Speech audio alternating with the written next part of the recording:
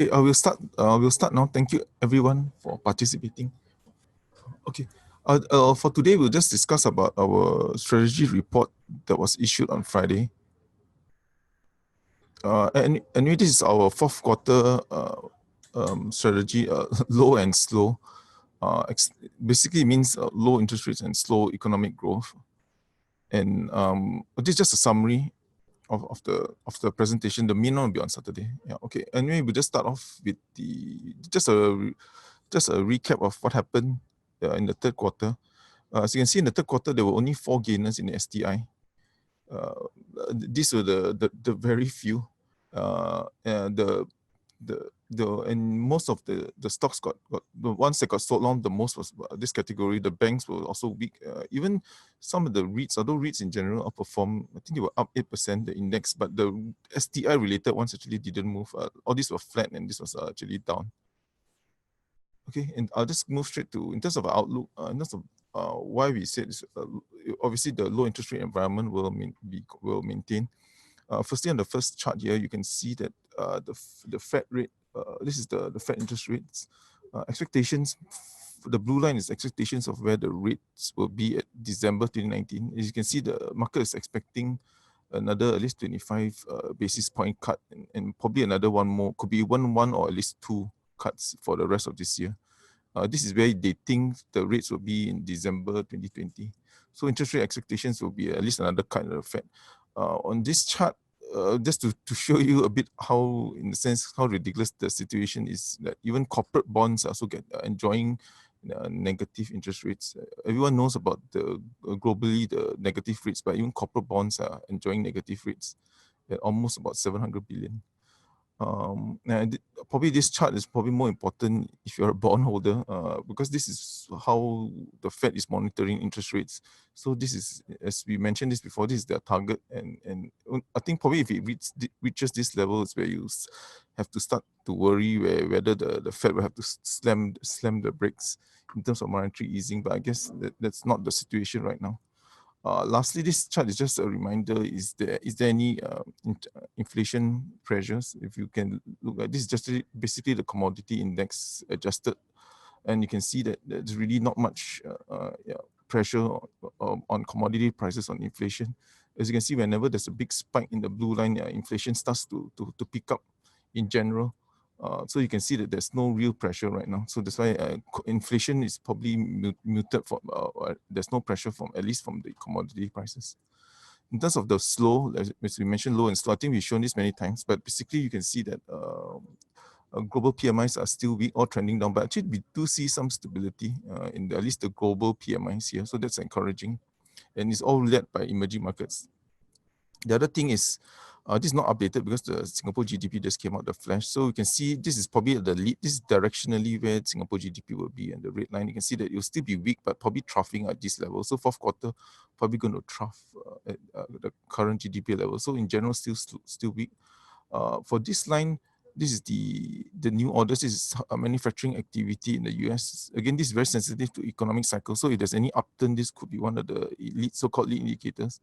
So you can see that for us, what's a bit more encouraging is that the downturn started even in December 2017. So the cycle is actually quite extended, and we could actually expect some recovery soon. This is just another reminder of as we all remember, the biggest growth driver globally has been so-called the emerging markets of BRICS. You can see that even BRIC countries, the imports are actually turning negative. Okay. The reason why we're addressing this recession is that we get lots of questions on is there any upcoming recession? But anyway, what has spooked the markets, of course, this very famous chart. This is the yield curve, the 10-year 3-month spread. It's inverted, but actually last week actually is really turned positive. But anyway, because this inversion, as you can see, the prior 7, I don't have the back data, but the prior 7 recessions, you can see there's always been an inversion before you get a recession. The recession is in the shaded line. So obviously the market is spooked, but we are less so. Firstly, this is the 10 3-month, but when you look at the 10 2-year, there is no inversion. Those also happens during recession. There is no confirmation here. Secondly, if the market was really worried about the economic health, you could expect at least the corporate high yield spreads to actually rise. Basically, this means that if the market is worried about the health of the economy or the ability of corporates to pay them, you can see this yield will actually start to, they will demand more, or the spread will be higher over sovereign. So if they're worried, they of course want more interest rates, but you can see it's quite subdued. So there's no pressure. So this may be more reflective of low inflation and low interest rate environment expectations. And the other point to note is that if we hit recessions, normally this hurts to zero. There have been two downturns since the global financial crisis, but we never really hit zero. So this why zero is so-called important, at least that whenever we hit for this conference board leading index, whenever hit zero, except for this portion, it usually leads a recession. We never hit zero, but we actually haven't hit that level yet. So that's why at this point in time, we don't see any recession threat in 2020. Okay, anyway, we'll just move on. This is just a summary. We'll have more slides in our presentation on Saturday. But anyway, just a flavor. This is just to give you, we cover lots of stock, but this is just our so-called model portfolio. So the two inclusions we have is PropNex and Venture. This is the performance so far, but yeah, that's indicative. Okay, anyway, I'll just start off with our first stock, Sheng Shiong. So I guess everyone knows Sheng Shiong is a supermarket chain. Why we like it is that we think that the new stores and share gains will translate into growth for this year and even next year. So just to give you, just if you look at this chart, in terms of market share gains, the industry actually contracted the at least first half 0.9 and 2018 -2. But as you can see, Sheng Shiong is growing 7% and 11%. So what basically this means that it's actually going almost 10 times faster than the industry, which is contracting. So basically, Sheng Shiong is actually gaining market share. So that's why we say that the sales of 11% is actually outpacing the contraction. So actually, they're taking share from the whole industry. I guess we all know someone like Giant that's been closing stores. So the other second reason why growth can sustain for the next 1-2 years is that they actually open their stores by at least 30%. Actually, it's FY17. Sorry, for in the last 2 years. So this store growth will be catalyst for more growth. As you know, new stores will take time to mature. Second thing we like is that the gross margins is actually at record levels, despite the expansion in new stores.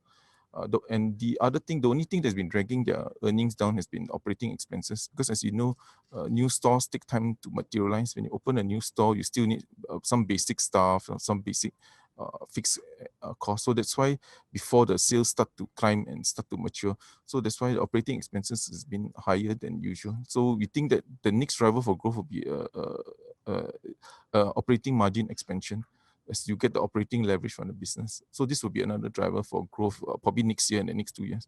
And the other thing we like, it's always been the attractive metrics of this business is a net cash balance sheet, 25% ROE. Okay, this is our target price and our rating. Okay, move on to the next, PropNex. The reason why, first, for those who don't know, it's the largest real estate agency in Singapore.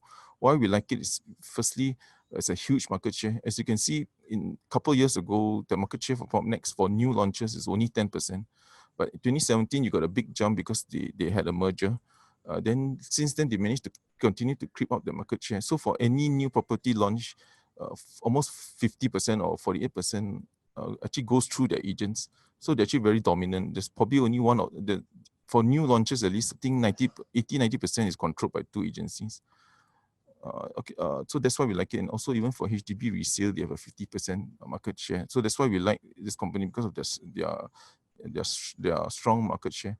And also organically, we got this growth because of acquisition, but even organically now, we are beginning to see them grow their agency force by even in the mid-teens, outpacing the industry.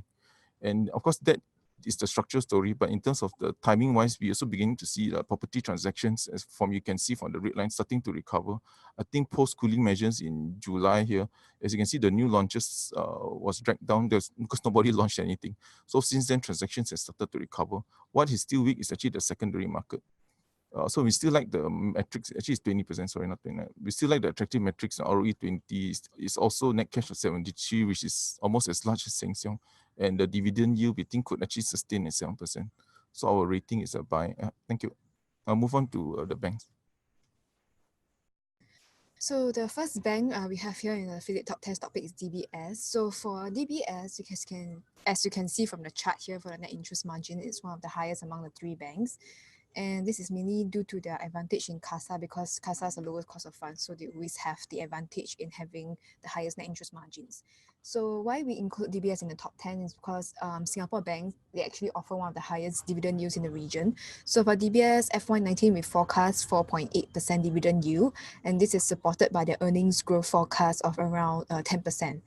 And also for the CET1, it's still rather robust at 13.6%, and this is way above the minimum regulatory requirement of around 9% for Singapore. And secondly, net interest margin outlook. Based on the second quarter's results, it's still being maintained at around 1.89 to 1.9% for full year 2019. So this is around a 5 basis point increase from FY18 full year results. So similarly for us, we maintain it at 1.89%. And one thing to note is that for second quarter, DBS net interest margins did exceptionally well. It exceeded expectations at 1.91% as compared to the first quarter's 1.88%. So because of the second quarter's strong results, we expect third quarter and fourth quarter's net interest margin to be lower than what we saw in second quarter and average out to around 1.89% for the full year. Also, thirdly, largest loan exposure to Greater China and Hong Kong for DBS. So as compared to the other banks, DBS is around 30% exposure in terms of loans booked to Greater China and Hong Kong. OCBC is around 24%, and UOB is around 16%. So given the current trade war situation as well as Hong Kong protests, this is a slight negative for DBS part. But we should know that DBS, majority of the loans book in Greater China and Hong Kong has really good credit quality, and it's mainly due to blue chip companies and SOEs that obtain the loans from DBS. And for the loan side, mid-single digit loans growth guidance is still maintained despite slowing economic growth. So full year loans growth forecast for us, we put it at 5%, and this is mainly due to a pickup in non-trade corporate loans expected in the second half of this year, as well as an observed pickup rate in mortgage bookings in second quarter. So with higher bookings in second quarter, we expect that third quarter and fourth quarter will see more loans drawdowns, and in turn, mortgage loans should see some recovery as well. So for DBS, we maintain an accumulate at an unchanged target price of $27.60. FY19 dividend yield forecast 4.8%. So next in our topic is UOB. So for UOB, there's a lag impact from lower interest rates. So usually when we say lag impact in terms of rising interest rate, it takes time for them to reprice it higher. And similarly on the downward trend, it takes time to reprice loans book lower. So UOB should still see net interest margin maintain at around 1.8% this year. And secondly, easing funding pressure. So with interest rate cuts, it's natural that, and it is what we have seen also, fixed deposit rates has been climbing down. So demand for fixed D, we expect it to be slowing, and the growth should slow as well. So with lesser fixed deposit in the funding mix, the funding pressure for the banks will ease as well, and this should offset some of the interest rate cut impact on the interest margin. So for UOB, it's least exposed to trade war. So I mentioned just now that DBS was the most exposed. UOB is the least exposed at 14 to 16%. So from this chart here, you can see that 73% of UOB's loans are anchored out of Southeast Asia, with around 50% coming from Singapore. So for those who are seeking more conservative exposure in terms of the trade war repercussions or Hong Kong protests, UOB is a more conservative call. And also for UOB is a potential beneficiary of a shift in supply chain. So this, even though it's just a theory, but in actual fact, they haven't really actually seen much shift in supply chain yet. So it will take time as well to shift an entire supply chain into Southeast Asia. But if it were to happen, UOB is a potential beneficiary, as its regional franchises can also take part in this shift in loans demand in Southeast Asia.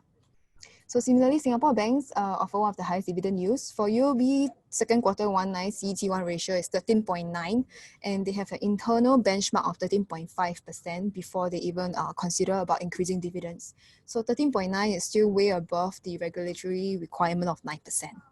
So for UOB, we maintain accumulate at an unchanged target price of $28.60. FY19 dividend yield 4.8%.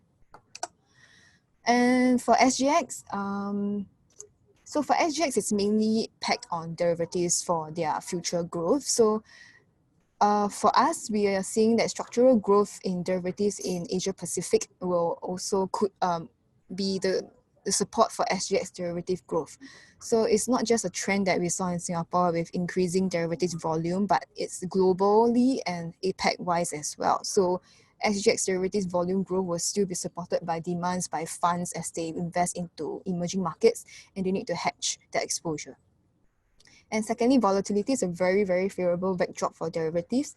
So as you can see in this year, in May and August, when Trump renewed the trade war tensions, SGX DDAV volume spiked 54% and 33% correspondingly as well. So this is in sync with heightened volatility in the global markets.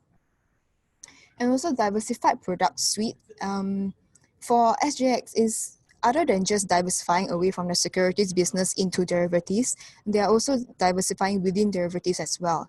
So 10 years ago, majority of the derivatives is only equities, but in FY14, we saw to FY19 that we saw that FX derivatives as well as iron ore derivatives has been increasing from virtually zero in FY14 to around 15% of total volumes in FY19. So as you can see from this chart, for FY14, there is no FX futures volumes and no iron ore. But when you see in FY19, they have diversified into a range of products as well. So moving forward, a top line growth for SGX will largely depend on the derivative product diversification. So next, I'll pass on to Alvin for Netlink Trust. Okay, thanks, Ming. So we move on with Netlink Trust. A bit of recap. For Netlink, their residential connection account for 60% of total revenue. So if you recall, this $13.80 is what you pay per household if you have a fiber connection, which most houses in Singapore have. And this will be paid through to the telco, and the telco will pay Netlink Trust. So with this business model, it's counter-cyclical in nature.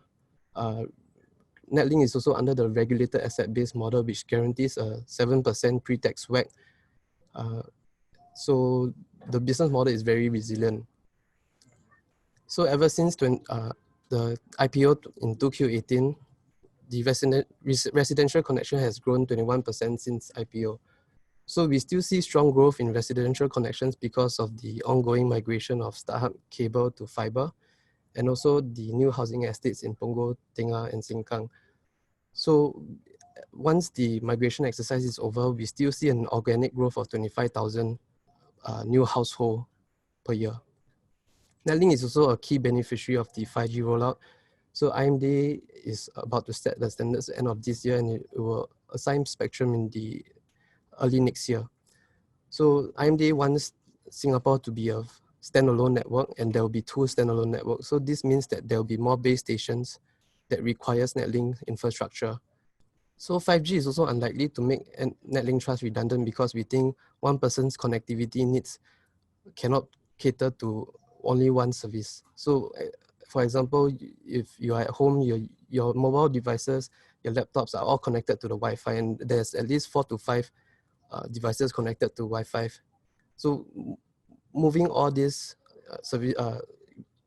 connectivity into the mobile network will not make sense because it would be too expensive. So we think for now, Netlink will stay relevant and is sheltered from volatility. So with that, we have a cumulative rating and a target price of 0.93. So distribution yield is also expected to be stable because of the high EBITDA margin of 70%. So we forecast a $206 million dividend in this year. So move on to Singtel. So the regional associates are operationally stronger. You can see that ARPU has come off its lows. So in 1Q16, the profit after tax that Bharti Airtel contribute to Singtel is around 100 million. And first Q20, the losses is 100 million. So there's such a disparity. We think that once ARPU has recovered, it will be better for Singtel. And also, Bharti Airtel suffered wider than expected loss because of the expansion of its 4G network in India. So they are expanding their capacity and coverage all across India, especially the rural areas. So we think this will be a short-term pain for a longer-term gain. And Telkomsel is also recovering.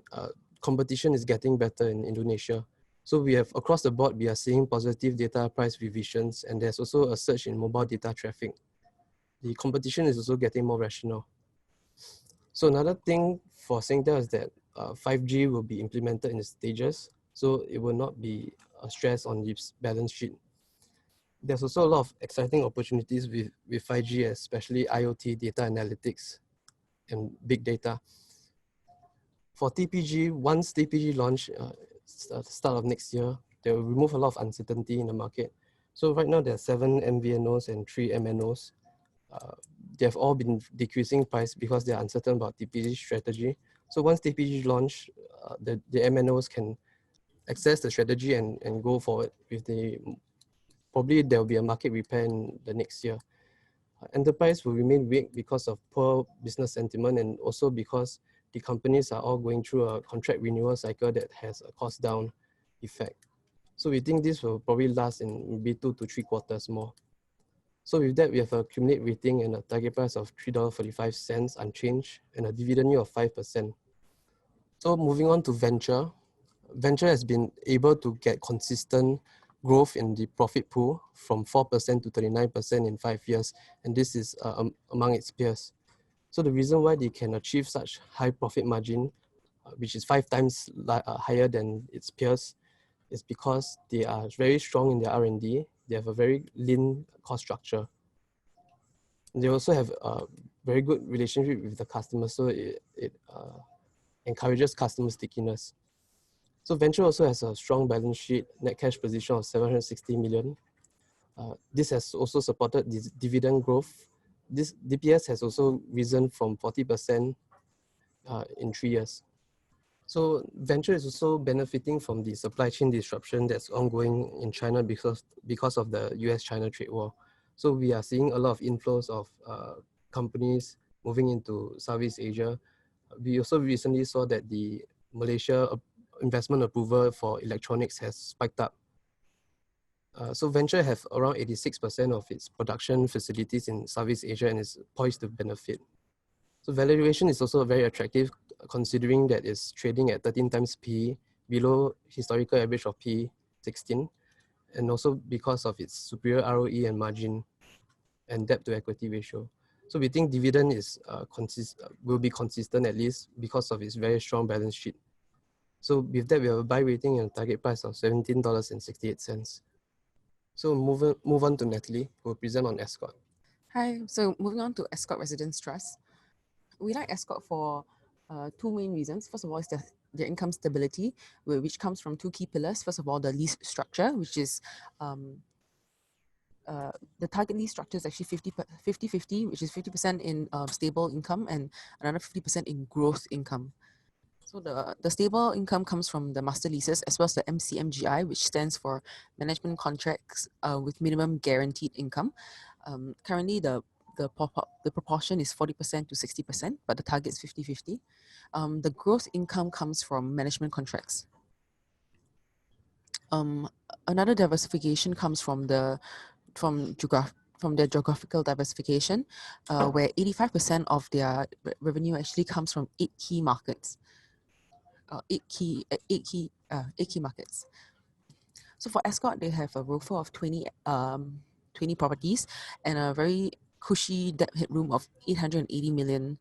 And this actually translates to about a 20% increase in DPU if they were to fully deploy their or utilize their debt headroom.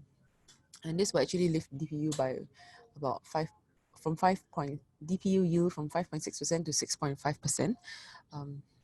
Another area where growth will kick in is from their sponsors' pipeline. So their sponsor is the Ascott Limited, which is a wholly owned subsidiary of CapitaLand. And they have been aggressively growing the number of keys under management over the years. So in the last 3 years, the number of keys under management has actually increased by about almost double. And they intend to pursue this growth in keys further and the target is actually 160,000 keys by 2023. So we also note that there's actually a rising popularity of select service accommodations. Select service accommodations actually account for 63% of the upcoming global hospitality pipeline. The last catalyst would be the proposed merger with Ascott Hospitality Trust. Post combination of CapitaLand and Ascott Singbridge, these two hospitality trusts actually have an overlapping mandate, and the proposed merger will actually increase DPU by 2.5%, and also it brings along the possible inclusion to the FTSE Nareit index, which is a very prominent index. So our target price for this counter is $1.42. Moving on to CapitaLand. So as mentioned, CapitaLand actually acquired Ascott Singbridge early this year. The acquisition was completed around April this year. So, and what it brought along was one new vertical of asset class. So we know CapitaLand to be a very good residential property developer, as well as mall operator, office operator, and also with the Ascott, they're also a very good hospitality operator. However, where they lacked is the industrial space. So acquisition of Ascott actually brought along this new vertical, as well as they were previously not very successful in penetrating the Indian markets, which Ascott with their AI fund, they had presence in. So our title is Unlocking Value, because after this acquisition, it actually opened up new growth opportunities in India, as well as business parks. Another reason why we like CapitaLand is due to the quality recurring income, which currently for 2Q 2019, it accounts for 85% of the EBIT, and this compares to 63% a year ago. So the recurring income is important because for developers, their income is actually quite lumpy due to the recognition of the accounting recognition of residential pipeline assets. So the recurring income actually provides more stability and visibility, and this is important for developers. For the residential side of things, we note that the residential sales in China are actually doing quite well. They have managed to wait out the price caps, and they managed to increase the selling prices of residential projects by 19% in 2Q, and this comes on the back of a 53% increase the following quarter. So as you can see in the table below, you can see how CapitaLand's assets under management has actually been growing. From 2017 to 2018, the AUM, assets under management, actually increased by about 12%. And then following the acquisition of Ascott, it increased a further 25%. I'll move on now to Mike. Thanks, Natalie. I will give a quick update on the China strategy report released today. Basically, we're thinking the China, although China is maintaining a steady but surprise to growth rate recent years, but we expect inflections may happen soon. Basically, because of the two macro indexes we observed. First one is the social financings. We recognize the social financings as leading indicators for the China's economic. As we observed, the inflection point of the social financings tend to be ahead of the inflection points of the GDP growth, about 2 quarters. We believe that with the response of the social financings happened in 2Q, the recovery of the Chinese economic will also happening soon.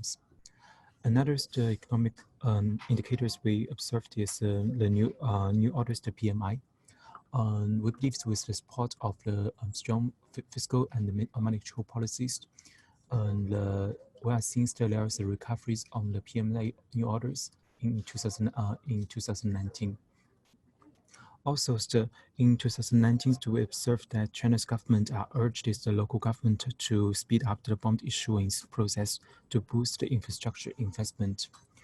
In in second quarters, we observed that the local government fund has been increased rapidly, which will provide the enough capitals for the infrastructure project. We expect the infrastructure investment growth will pick up in the fourth quarters. Also, we believe that the lower restrictions in the use of the special fund by local government will give the companies, especially infrastructure-related companies, the supports, especially in the railway and highway sectors, shelter reform sectors, and people livelihood sectors. This is the list of the companies of the infrastructure related companies in shelter reforms, highway, and the constructions. And also this is the two ETF exposures to the China's infrastructure sectors. For the stock performance, the CSI 100 up about 2.5 last week. Shanghai Composite up about 2.3%. Shenzhen component up about 2.3%. Especially the financial sectors and the real estate sectors are performing quite well, mainly because of the last Tuesdays, the PBOC announced that the mortgage rate will link to the long premier rate. For the first household, the mortgage rate will up about long premier rate about 15 basis points. For the second household, it will up about 100 basis points. With the settle of the mortgage rate, we believe the mortgage loans will pick up in the fourth quarters. This is a list of the China's macro indicators released calendars. There is a lot of the important economic indicators that released in this week, especially for the China's GDPs. This is an upcoming earning release list of China's. I will move on to Wei Ren for the technical analysis. Thank you, Mike, for sharing on China. So I'll move on to Straits Times Index. So for the outlook, the wave analysis actually point out that there's a possible downward correction. The first wave of the primary wave has been completed. So now we are actually at the subwave for the ABC correction. However, due to the price is still moving ahead. So right now we are at the midpoint. So whether the C correction will happen now or further down the road, we are still not unclear. Key level to look out for is at 3,000 psychological price level and 29,500, 2,958 zone. So current corrective wave suggests that wave C also has yet to be completed. So generally, downside risk for the STI is still not over. So like I said, we do not know how the wave C is going to complete, whether it's on the zigzag wave or the corrective flats. So current corrective wave may seem to be a zigzag, but should price actually remain above the 3,000 psychological level, the odds of the index running the complex corrective wave is highly possible. And whether it's a expanded flat or regular flat or irregular running flat, you still need to see how the price play out in the future. So based on Fibonacci level of wave 1, the ideal potential bull rebound is at 2655.68, as you can see of the chart, which confluence with 88.6% of wave 1 of the primary wave and the demand level. So I move on. So from a traditional technical perspective, the 50 and 22 SMA might perform a bearish crossover. I think it did this morning. So or further strengthening a bearish course. And to further put in perspective, the second last candle had a shooting star rejecting the 200 SMA, and the weekly candle last week did not close above the weekly high of 4th October 2019, which is 2 weeks ago. So I move on to the Straits Times Index, REIT Index. This one will be slightly better. So you can see from the chart, the daily chart, price has been making higher high, higher low as a strong trend uptrending momentum. Both the primary and secondary trend line is still intact and is well respected, especially on the primary way on the secondary trend line. So there are they have performed two golden cross. One is in January, and which is the 50 SMA cross above the 200 SMA, and the golden cross, the mini one, is 22 SMA cross above 50 SMA. Price has been respected well on, especially in the recent period, where strong bullish candle rests upon 22 and 50 SMA. And also classic chart pattern also, there's a ascending triangle, but however do take note that it might break up and then break the 942, and then it might face a tough resistance ahead at 950 before a short correction down to a demand level over here, and then carry on the bullish rally. So with that, I end on my presentation for now. So is there any question so far? There's a question pertaining to Netlink, saying that asking whether dividend will be sustainable because the operating activities cash in was 56.5 and capex is 17.3 and dividend was paid 95.1. On a full year basis, I think the operations activities Netlink will earn about Netlink's cash flow from operations will be around 250 million, and we forecast a dividend of 200 million, which is more than enough to pay off dividends at a sustainable level. And even if capex increase, it will be a positive to Netlink, because remember that Netlink is under this regulated asset-based model. So if capex were to surge because of 5G implementation or whatever, they are able to get a higher pricing from this interconnection offer agreement with the INBA. So they are able to charge at a higher rate, unless that their growth for residential connections grow a lot more, and then this will offset the pricing. I'm not sure whether I answered your question. Thanks. Oh, okay. So yeah, just a couple of questions. How is APEC doing now compared to PropNex? Okay. And anyway, just for your info, I think PropNex is actually performing better.